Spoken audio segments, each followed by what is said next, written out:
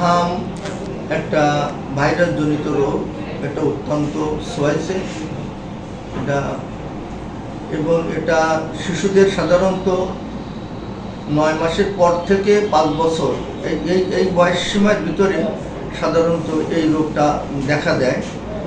আমার প্র্যাকটিস লাইফে আমি এত রোগী কখনো দেখিনি। আমি সাউথ অ্যাপোলো মেডিকেল কলেজে আমার একটা শিশু ওয়ার্ড আছে, সেখানে একটা ব্লকই আমরা করছি শুধু হামের রোগীদের জন্য।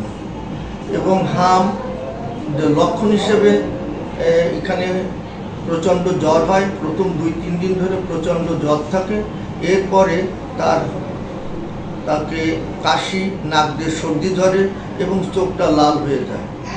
চতুর্থ দিনে দেখা যায় যে এর মুখে লাল লাল গামাসির বিচির মতো তার মুখে প্রথমে আস্তে আস্তে মুখে এবং পরবর্তীতে সমস্ত শরীরে এটা উঠে যায়। হাম প্রতিষেধক হিসাবে সরকার হামের টিকা দেয়, কিন্তু এবার একটু ব্যতিক্রম। এত রুগী একসঙ্গে, আমার এই 33 বছর আমি বরিশালে প্র্যাকটিস করছি, তাতে আমি কখনো এত রুগী আমি দেখি নাই। প্রতিদিন অন্তত 5-7টা করে আমার চেম্বারে আমি রুগী পাই, এবং এদের কিছু কিছু আমি বাসায় পাঠিয়ে দিই পরামর্শ দিয়ে, আর কিছু কিছু জটিলতা দেখা দেয় সেগুলো হসপিটালে ভর্তি করে।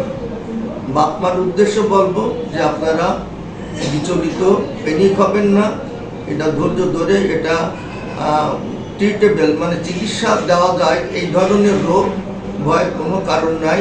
বাচ্চার এইরকম জ্বর হলে তাকে আমরা একটু পানি জাতীয় জিনিস বেশি খাওয়াবো, এবং তাকে আমরা জ্বর কমানোর জন্য প্যারাসিটামল জাতীয় ওষুধ আমরা দিই। যদি জটিলতা না দেখালে এখানে কোনো অ্যান্টিবায়োটিকের প্রয়োজন হয় না। আর এখানে ভিটামিন এ আমরা দেই।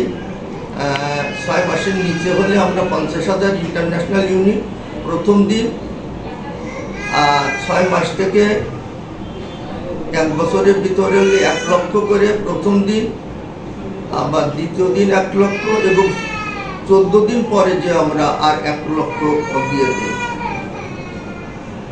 আর যারা বুকের দুধ খায় এই সময় তাদের বুকের দুধ কন্টিনিউ করতে হবে, সাধারণ স্বাস্থ্য পরিচর্যা করতে হবে, রুমটা খোলামেলা রাখতে হবে, বদ্ধ যেন না হয়। আমাদের দেশে এই ধরনের একটা ট্রেডিশন আছে যে যখনই এইসব হলে আমরা সব কিছু দেখে রাখি, এগুলো করা যাবে না।